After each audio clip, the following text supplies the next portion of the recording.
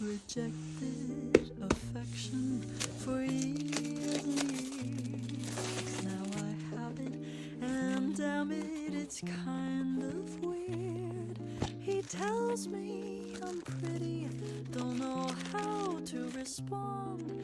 I tell him that he's pretty too. Can I say that? Don't have a clue. With every passing moment, I surprise myself. I'm scared of flies, I'm scared of guys. Someone please help, 'cause I think I've fallen in love this time. I blinked and suddenly I had a